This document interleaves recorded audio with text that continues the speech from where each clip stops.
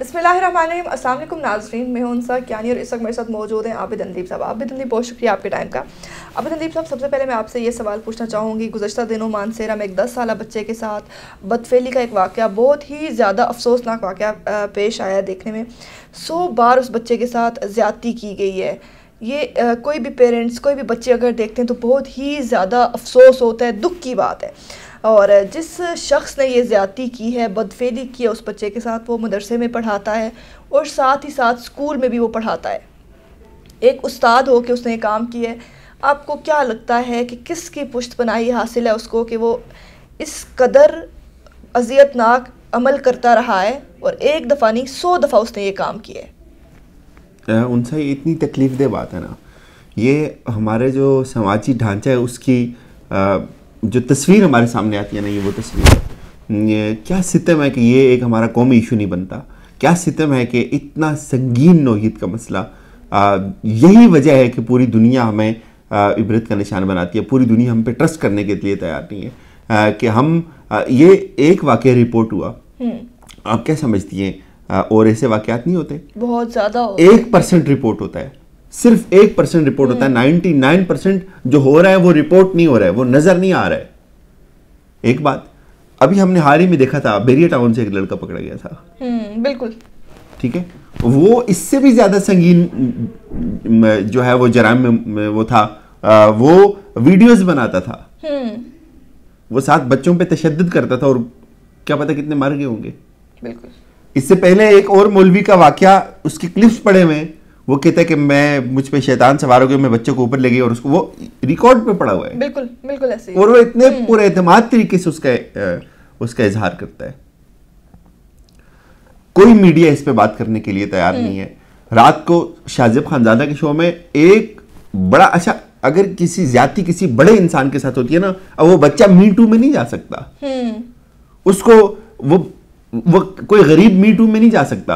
اگر کوئی بڑا me to, Meesha Shafi me to میں جاتی ہے یا کوئی جامع می ٹو میں جاتا ہے, تو اس میں پورا میڈیا اس پہ آتا ہے, اس پہ پروگرامز ہوتے ہیں, ان کو لیا جاتا ہے, اس کے جتنے بھی پہلو ہیں ان کا احاطہ کیا جاتا ہے, ان کے ساتھ وہاں بات چیت کی جاتی ہے.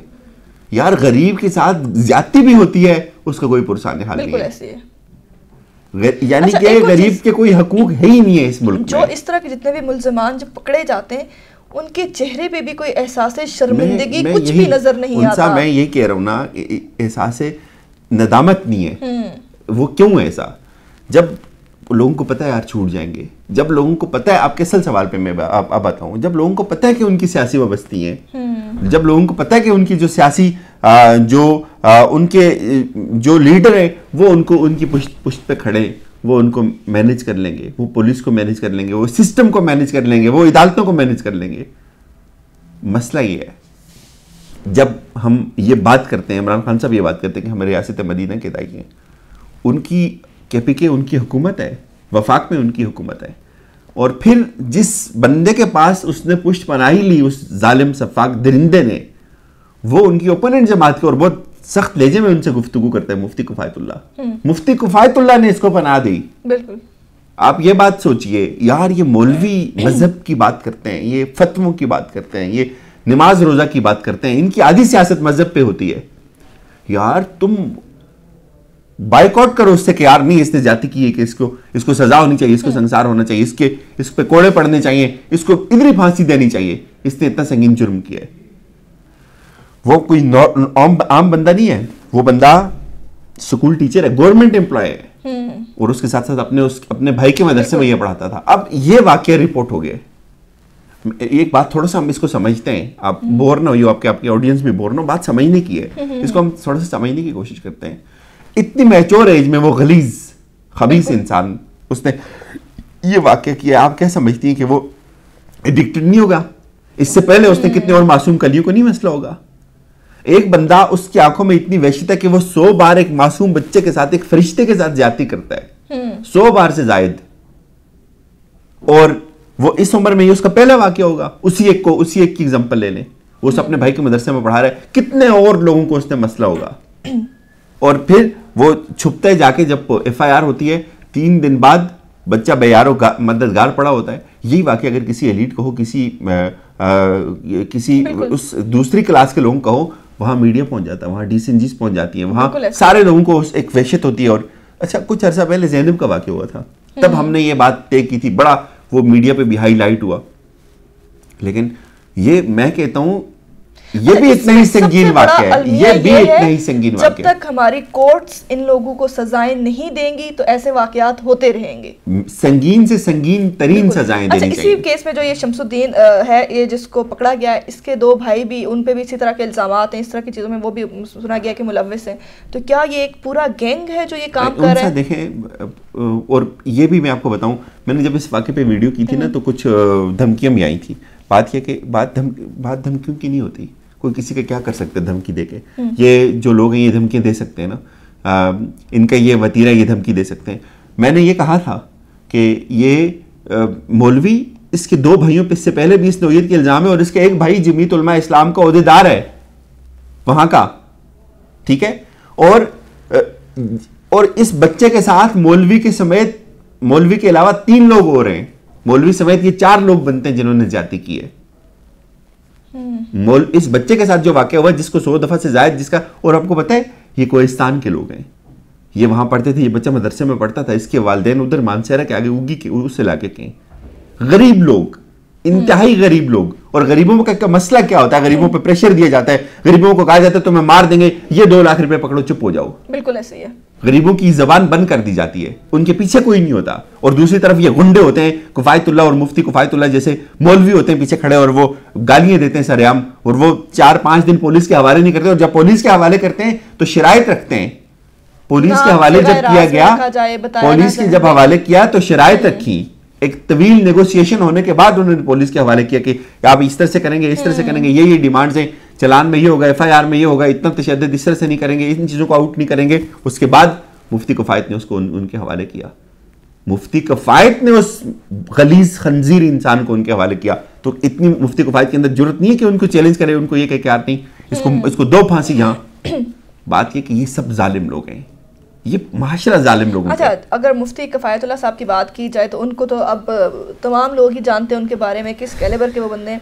جب دین کے حوالے سے وہ مفتی بنتے ہیں اور ایک بات کوئی بھی کرتے ہیں, لوگوں کو سنسار کر دینے تک کی باتیں کی جاتی ہیں, لیکن ایک وہی بندہ جو اس قدر گناؤنے عمل میں شامل تھا, جس نے ایک کام کیا ہے, اس کو اپنے گھر میں پناہ دی.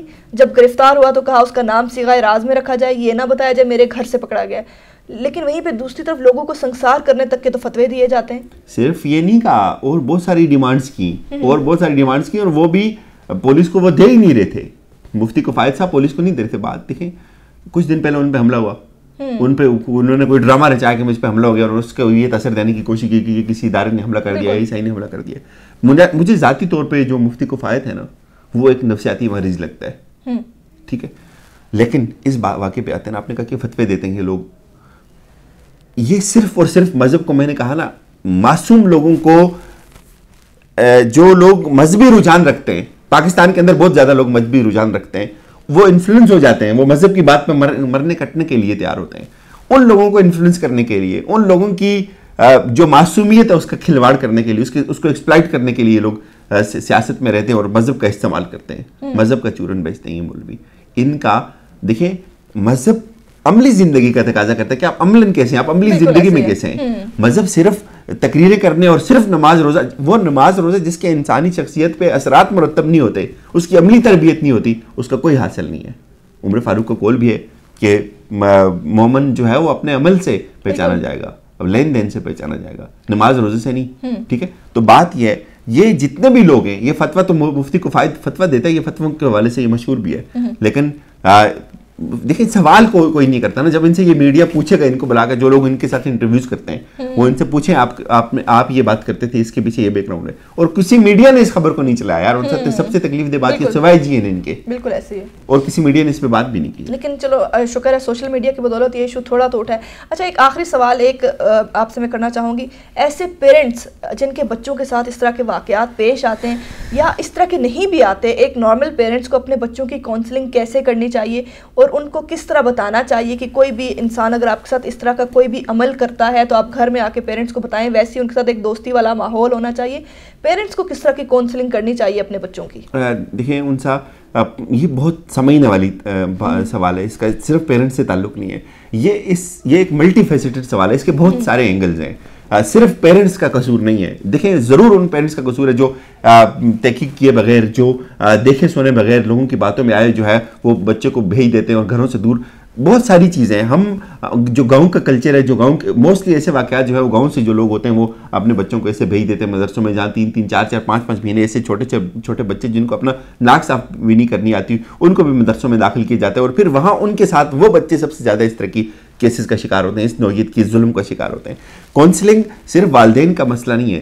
کاؤنسلنگ کے ساتھ ساتھ جب سزا و جزا کا عمل یقینی نہیں ہوگا، جب لوگوں کو یہ پتہ ہوگا کہ یار میں اگر اس طرح کی کوئی زیادتی کروں گا، اور پھر بچوں کی نگرانی ہونی چاہیے، ان کے ساتھ سیشنز ہونے چاہیے، ٹھیک ہے. اور پھر جب آپ اپنے بچے کو جس ادارے میں بھیجتے ہو اس ادارے کا آپ کو کچھ اندازہ ہونا چاہیے. اور یہ مدرسہ بھی نان رجسٹر تھا، یہ مدرسہ جس میں یہ اس کا وہ بھائی چلا رہا تھا، اپنے بھائی کے مدرسے میں وہ پڑھا رہا تھا، یہ مولوی شمسو، یہ مدرسہ بھی رجسٹرڈ نہیں تھا، اسی لیے یہ سیل بھی ہو گیا. بے شمار چیزیں آپ ضرور اپنے بچوں کی کاؤنسلنگ کریں گے، لیکن آپ بچوں کی کاؤنسلنگ بھی شاید ایک حد تک معاون ثابت ہو سکتی ہے. جیسے سفاک ظالم لوگ ہوتے ہیں، ان کو جب تک سزائیں نہیں دو گے، عبرت ناک سزائیں، جب تک آپ ان کو چوکوں میں نہیں لٹکائیں گے، ان کی ڈیڈ باڈیز کو نہیں لٹکائیں گے. دیکھیں نا وہ کہاں گیا وہ جج، ایک جج مشرف کو 5 دن 4 دن لٹکاتا ہے، وہ باقی وہ جج اس طرح کی جج خاموش کیوں ہو جاتے ہیں یار جب اس طرح کے واقعات آتے ہیں. تو بات سمپل سی یہ ہے کہ اب جو طاقتور جو معاشرے کا جو طاقتور پہلو ہے، اس کے بچے، ان کے لیے الگ سہولیات ہیں، ان کے لیے الگ قانون ہے. جو غریب ہے، جو جس کا کوئی بولنے والا نہیں ہے، اس کے لیے دھونس ہے، دھمکی ہے، دھتکار ہے، اس کا یہی ہے. عابد اندیب صاحب ہمارے ساتھ موجود تھے، بہت شکریہ آپ کے ٹائم کا.